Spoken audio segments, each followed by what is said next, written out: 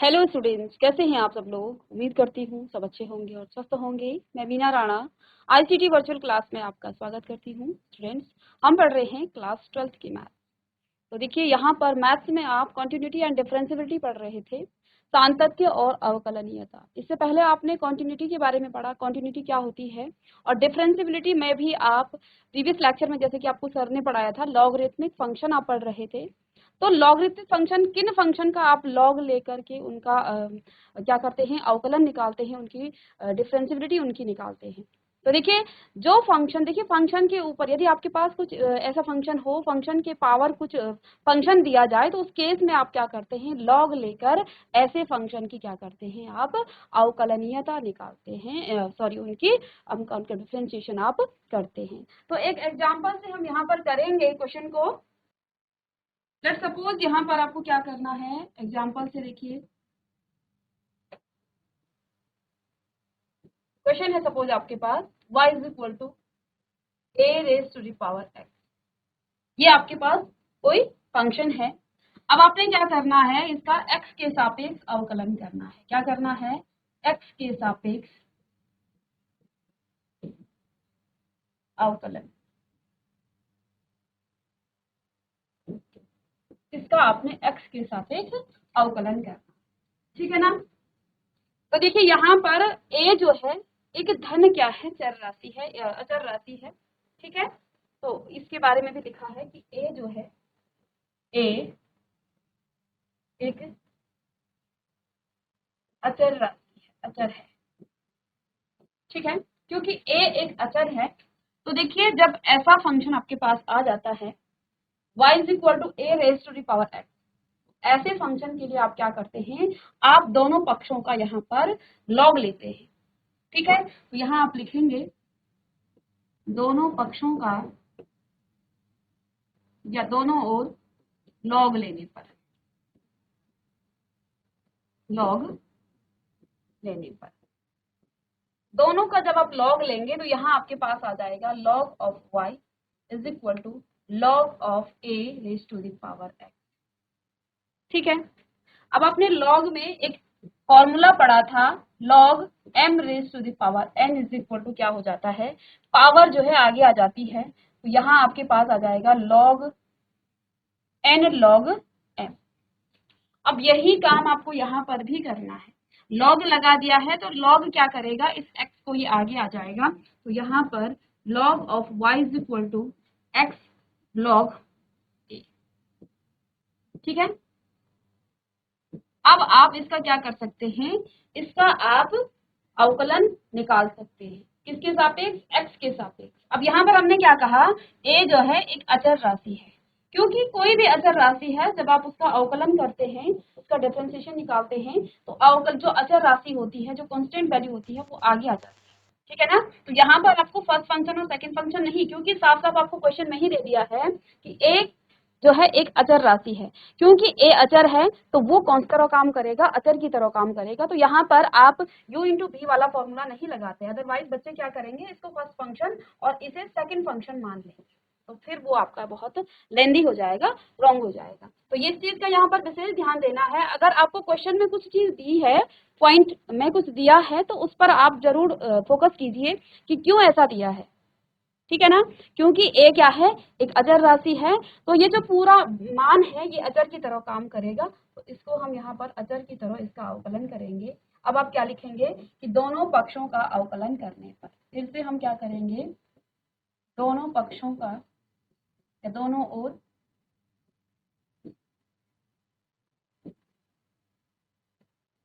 अवकलन करने पर, दोनों ओर आपने क्या करना है, अवकलन करना है।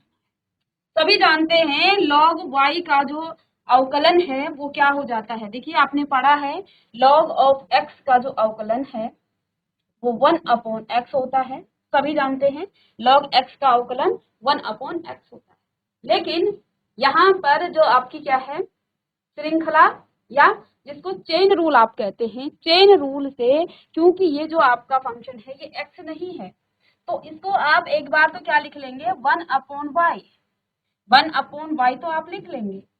लेकिन चेन रूल से, क्योंकि ये जो x है ये x नहीं है, ये y का फंक्शन है, तो फिर से हम क्या लिखेंगे इसको, dy अपॉन dx, फिर से लिखेंगे dy अपॉन dx। अब हमने क्या कहा कि log a आपका क्या है, एक अचर है, यानी कि a यहाँ पर अचर है, तो अचर राशि हमेशा आगे को आ जाती है, तो ये जो आपका log a है ना, ये कॉमन आ जाएगा। अब ब्रैकेट में आप क्या लिखेंगे, log ऑफ सॉरी x, क्योंकि d अपॉन डी एक्स निकालना है हमें, किसका, इसका, ठीक है। अब देखिए 1 अपॉन y और dy, तो देखिए ये तो आपका एज इट इज ऐसे ही आएगा, dy upon D X is equal to log of a, और ये कितना हो जाएगा, d upon D X of x कितना हो जाता है 1, तो इंटू 1, तो ये अब आपका इतना आ गया है, ठीक है। इन फॉर्मूलों को आप चाहें तो लिख सकते हैं, ठीक है। अब क्या आ जाएगा, यहाँ से हमें निकालना है x के सापेक्ष अवकलन निकालना है, तो अवकलन का मतलब dy अपॉन dx आपको निकालना है, तो यहाँ से आप क्या निकालेंगे, dy अपॉन dx निकालेंगे। इसके लिए मुझे y को यहाँ ट्रांसपोज करना पड़ेगा, तो यहाँ ये आपका डिवीजन में है, आगे जाके वो मल्टीप्लीकेशन में आ जाएगा, तो dy upon dx is equal to dy upon dx is equal to y log of a, क्योंकि ये तो 1 था, इसकी मल्टीप्लाई करेंगे तो ये आपका log a आ जाएगा, ठीक है। अब हमने क्या माना था, y कितना है, इसको आप चाहें तो इक्वेशन नंबर 1 कर सकते हैं, y यहाँ आपके पास टू द पावर x, तो y की वैल्यू रखिए, तो dy अपॉन, क्योंकि y के फॉर्म में नहीं लिखना है आपको, फंक्शन जिस फॉर्म में है उसी फंक्शन उसी में उसका आंसर भी आएगा, तो dy upon dx is equal to a raise to the power x log of a, यही इसका आंसर हो गया है। तो इस प्रकार से जब फंक्शन की कुछ पावर होती है तो उस केस में आप क्या करते हैं, ठीक है ना, तो किन फंक्शन का आप लॉग लेते हैं, और देखिए बोर्ड एग्जाम में बहुत बार ये क्वेश्चन आते रहते हैं, हर बार आपका इस प्रकार का क्वेश्चन आता है, ठीक है ना। इसके बाद जो पैरामेट्रिक फॉर्म में जो क्वेश्चन होते हैं उन पर बेस्ड भी आपके क्वेश्चन बोर्ड एग्जाम में देखने को मिलते हैं, आप प्रीवियस ईयर पेपर उठाइए तो वहां से एक एक दो नंबर में ये क्वेश्चन आपको, और ईजी भी है, ठीक है।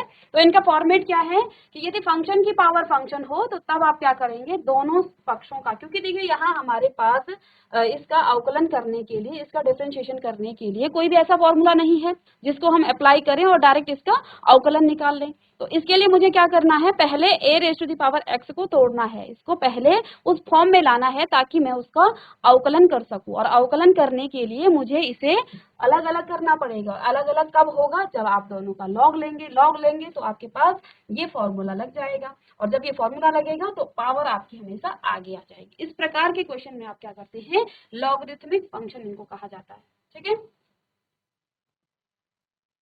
चलिए एक और क्वेश्चन करते हैं, यहाँ पर दूसरा क्वेश्चन क्या है, सपोज क्वेश्चन नंबर 2, आपने क्या करना है, x के सापेक्ष इसका अवकलन करना है। क्वेश्चन है x के सापेक्ष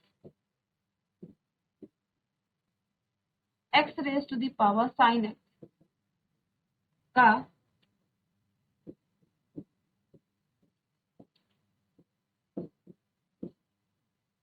अवकलन कीजिए, इसका आपने अवकलन करना है, ठीक है, x के सापेक्ष इसका अवकलन करना है। अब यहाँ पर आपको एक कंडीशन दे रखी है, x greater than 0, x is greater than 0, x क्या है, 0 से बड़ा है, यानी कि x आपका पॉजिटिव है। अब देखिए फिर से यहाँ पर क्वेश्चन में आपको कभी भी ये नहीं लिखा जाएगा कि इसको आप चेन रूल से कीजिए, इसको आप लॉगरिथमिक फंक्शन से कीजिए, इसको आप पैरामेट्रिक फंक्शन से कीजिए। आपको क्वेश्चन का नेचर पहचानना है कि ये क्वेश्चन किस मेथड से सॉल्व होगा, ठीक है। तो देखिए पावर में है, फंक्शन की पावर फंक्शन, तो यहाँ सबसे पहले आप क्या करेंगे, let y is equal to, क्योंकि अवकलन निकालने का मतलब आपको dy अपॉन dx निकालना है, fx निकालना है, ठीक है ना। आपको बताया था कि अवकलन क्या क्या हो जाता है, y is equal to y dash भी लिख सकते हैं, dy अपॉन dx भी लिख सकते हैं, और fx भी आप इसको लिख सकते हैं। तो let y is equal to आपके पास क्या आ गया है, x sine raise to the power x raise to the power sine x, ये आपके पास फंक्शन है। अब इस फंक्शन का अवकलन करने के लिए, इसका डिफरेंशिएशन करने के लिए आपको क्या करना है, आपको इसका लॉग लेना है, क्योंकि मुझे यहाँ पर कोई भी ऐसा फॉर्मूला नहीं पता, ठीक है ना। मैं बार बार आपको बता रही हूँ, क्वेश्चन का नेचर आपको पहचानना है, क्वेश्चन आपको देखना है कि किस प्रकार का क्वेश्चन है और उसके अकॉर्डिंग आपने क्या करना है, उसको उस मेथड से उसका अवकलन करना है। अब y is equal to X raise to the power sine X, ठीक है, x की पावर साइन x है, तो आप क्या करेंगे, दोनों पक्षों का आप यहाँ पर लॉग लेंगे, है ना, या फिर इंग्लिश में लिखेंगे तो taking log in both side.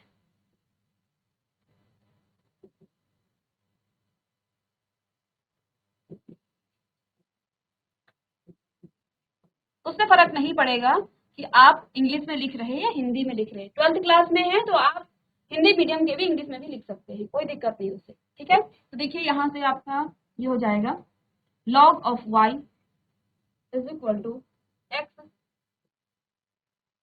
log of X raise to the power sine X. अब अगेन जो हमने ऊपर वाले क्वेश्चन में किया था कि पावर जो है कौन सा, log m raise to the power n का फॉर्मूला लगेगा, n आगे आ जाता है और log ऑफ m, ठीक है। तो जब भी आप किसी फंक्शन का लॉग ले रहे हैं और उसमें पावर में कुछ है तो वो हमेशा आगे आ जाएगा, तो ये फॉर्मूला यहाँ पर भी आप अप्लाई करेंगे।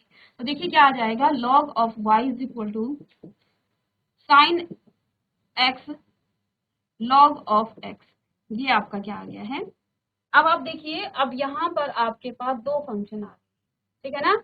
तो शुरू में ही आपने बेसिक कॉन्सेप्ट में आपने प्रोडक्ट रूल पढ़ा है, जब आपके पास दो फंक्शन हैं तो दोनों फंक्शन को आप क्या लगा सकते हैं, u इंटू वी का फॉर्मूला यहाँ पर लगा सकते हैं, ठीक है। तो अब आपके पास दो फंक्शन आ गए हैं, तो इसको डिफरेंशिएट करेंगे तो यहाँ पर आप लिखेंगे डिफरेंशिएट विथ रिस्पेक्ट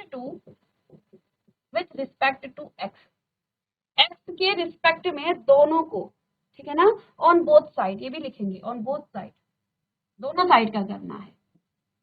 सबसे पहले दोनों साइड का लॉग लेंगे, लॉग लेने के बाद दोनों को आप डिफरेंशिएट करेंगे।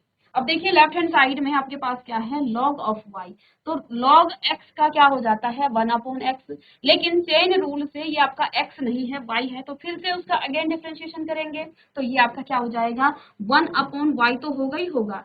दोबारा से आपको क्या करना पड़ेगा, d/dx of y, d/dx of y, ठीक है ना। चेन रूल यही तो बताता है, फंक्शन अगर आपका जिसके रिस्पेक्ट में कर रहे हैं उस फॉर्म में नहीं है तो फिर से आपको क्या करना है, उसका डिफरेंशिएशन करना है।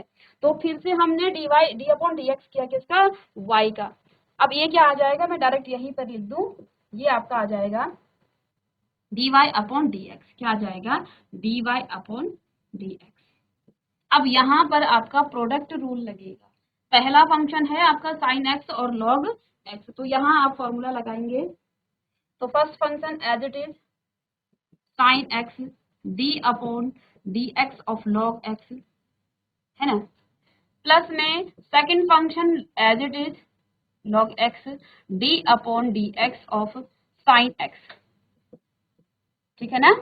तो फर्स्ट फंक्शन सेकंड फंक्शन या फिर u इंटू वी का आप यहाँ पर फॉर्मूला लगा देंगे, ठीक है ना। तो मैं यहाँ पर फॉर्मूला भी लिख करके दे देती हूँ, क्या आ जाएगा u इंटू वी का d/dx of u into we.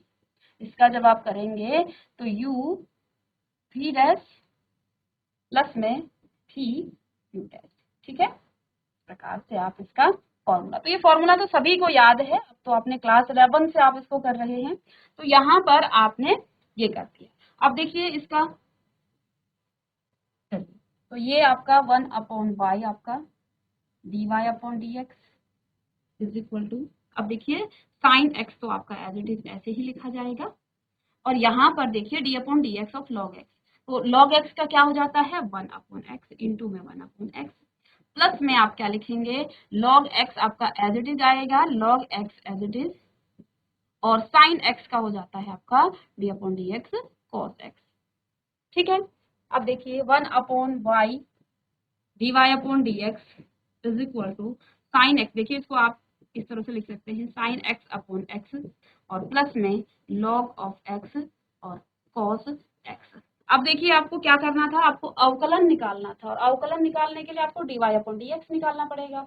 यहाँ से आपको dy/dx को सेपरेट करना है, तो dy/dx को जब आप सेपरेट करेंगे तो यहाँ आपके पास आ जाएगा dy/dx is equal to y और इस पूरे को आप ब्रैकेट के अंदर लिख सकते हैं। तो यहाँ आपके पास क्या था, sine X upon X plus में लॉग एक्स और कॉस एक्स। आगे y को हमने क्या माना था, x की power x raise to the power sine X. तो इसको आप यहाँ से y का मान रखेंगे तो क्या हो जाएगा, dy upon D X is equal to X raise to the power sine X into में sine X upon X plus में लॉग एक्स कॉस एक्स। ठीक है, अब चाहे तो इसको अंदर आप मल्टीप्लाई कर सकते हैं और ऐसे भी छोड़े तो तब भी आपका आंसर बिल्कुल सही है। ठीक है ना, अंदर आप मल्टीप्लाई करेंगे तो ये क्या हो जाएगा, X raise to the power, अब देखिए ये भी एक्स है ये भी पावर में है, तो ये आपका आ जाएगा X raise to the power sine X minus one. क्यों, इसकी पावर वन है, ऊपर आके ये माइनस में आ जाएगा, इंटू में साइन एक्स और यहाँ पर भी आपका क्या आ जाएगा। तो इसको ऐसे ही छोड़िए, कॉमन ला रखा है, कॉमन है। तो ये हो गया आपका लॉगरिथमिक फंक्शन को आप किस प्रकार से इसका डिफरेंशिएशन करते हैं, इसका अवकलन निकालते हैं। अब इसके बाद देखिए, ये तो आप प्रीवियस लेक्चर में भी कर चुके थे, ये थोड़ा सा इसके बाद जो मैं आपको कह रही थी पैरामेट्रिक फॉर्म जो होता है उसके बारे में हम बात कर रहे थे। तो मैं यहाँ पे बताती हूँ आपको, हेडिंग डालेंगे कि फलनों के प्राचलिक रूपों के अवकलन, फलनों के प्राचलिक रूपों के अवकलन, फलनों के प्राचलिक रूपों के अवकलन। ठीक है, derivatives of function in parametric form.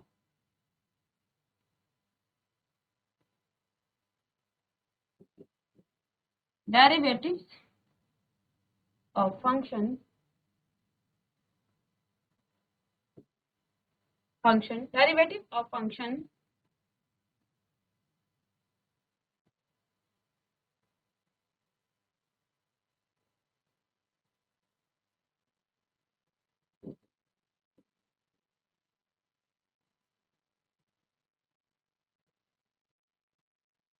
ठीक है, अब लॉगरिथमिक फंक्शन, लघुगणक फंक्शन के बारे में हमने जाना कि किन फंक्शन का अवकलन आप लघुगणक जो मेथड है या लॉगरिथमिक मेथड से करते हैं, लॉग लेकर करते हैं। अब ये जो फंक्शन है ये किस प्रकार के होते हैं, क्वेश्चन का नेचर देखेंगे, क्वेश्चन को देख करके आपको समझ में आएगा। ठीक है ना, तो फलनों के हेडिंग डालिए, फलनों के प्राचलिक रूपों के अवकलन या derivatives of function in parametric form. तो एक उदाहरण से मैं यहाँ पर आपको बताऊं, सपोज दैट आपके पास इस प्रकार से दिया है x is equal to A cos theta and y is equal to A sine theta, A sine theta. ठीक है, आपके पास इस तरह से दो फंक्शन दिए हैं, x is equal to A cos theta and y is equal to A sine theta. ठीक है, तो आपको ज्ञात क्या करना है, तो dy अपॉन dx आपको निकालना है।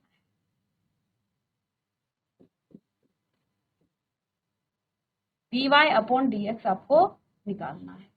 ठीक है, तो दो फंक्शन है आपको दिए हुए, x is equal to A cos theta और y is equal to A sine theta, dy upon dx निकालना है। तो थोड़ा सा आप सोचेंगे किस प्रकार से आप निकाल सकते हैं dy अपॉन dx।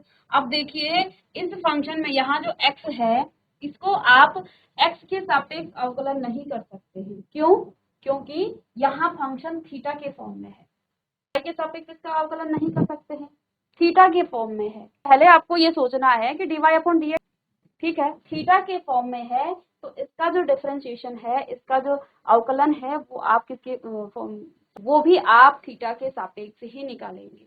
ठीक है, तो लेट सपोज ये आपका इक्वेशन 1 है, x इज इक्वल टू आपके पास a cos थीटा, ये आपके पास इक्वेशन 1 है, और y is equal to a sin theta, ये आपके पास क्या है, इक्वेशन नंबर 2 है। ठीक है, इक्वेशन 1 एंड इक्वेशन 2 है। अब आपने करना क्या है, यहाँ पर ए जो है ना आपका, ए आपका एक कांस्टेंट है, तो हम क्या करेंगे, इसका थीटा के दोनों समीकरणों का आप डिफरेंशिएशन करेंगे, differentiate with respect to X theta. अब थीटा के फॉर्म में फंक्शन है तो थीटा के फॉर्म में आप यहाँ पर इसका क्या करेंगे, डिफरेंशिएट निकालेंगे। तो क्या हो जाएगा, D X upon D theta is equal to D upon D theta of A cos theta.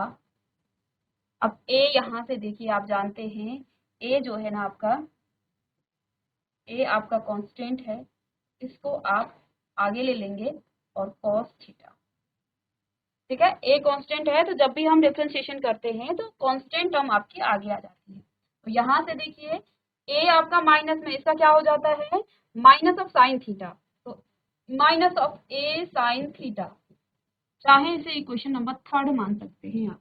इसके बाद इस सेकंड वाले का करेंगे तो D Y upon D theta, इसका भी थीटा के रिस्पेक्ट में, क्यों, फंक्शन भी आपका थीटा के फॉर्म में है, कोई भी यहाँ पर एक्स वाई नहीं है, तो फिर हमने थीटा के फॉर्म में करना है। यहाँ पर भी आपका ए क्या है, कांस्टेंट टर्म है, तो D upon D theta of sine theta, that means A cos theta, और इक्वेशन नंबर 4। अब देखिए हमारे पास क्वेश्चन क्या है, हमें D Y upon D X निकालना है।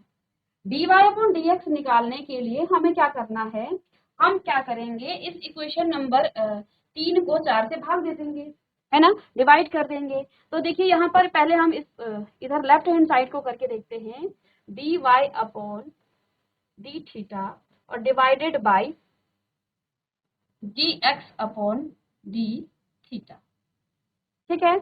अब यहाँ थीटा से थीटा कट गया तो आपके पास क्या आ गया है, D Y upon D X. That means कि अगर हम इसको डिवाइड कर दें 3 और 4 को, तो अब आपके पास D Y upon D X निकल जाता है। तो यहाँ पर आप लिख लेंगे, ठीक है। इस फॉर्म को आपने क्या लिखना है, इसे लिखने से पहले आप यहाँ पर लिखेंगे, ये आपका नया है इधर को, कि D Y upon D X is equal to आपके पास इस प्रकार से निकला। आपने क्या किया, इसको डिवाइड किया, किसको, इस 4 को, इस 3 को डिवाइड किया 4 से, ठीक है। तो आपके पास यहाँ थीटा से थीटा कट गया तो आपको क्या मिला, यहाँ पर D Y upon D X मिला। अब वैल्यू रख दीजिए, D Y upon D X की वैल्यू कितनी है, ए कॉस थीटा, और D X upon D theta की वैल्यू कितनी है, minus of A sine theta. अब ए से ए कट गया, आपके पास क्या आ गया है, cos थीटा, और माइनस ऊपर आ जाता है साइन थीटा, और आप जानते हैं cos theta upon sine theta क्या हो जाता है आपके पास, cot थीटा, और ये माइनस में है, यानी कि ये आपके पास आ गया है माइनस में cot थीटा, क्या, D Y upon D X. इस प्रकार से हम पैरामेट्रिक जो आपके पास फंक्शन होते हैं उनका यहाँ पर डेरिवेटिव निकालते हैं,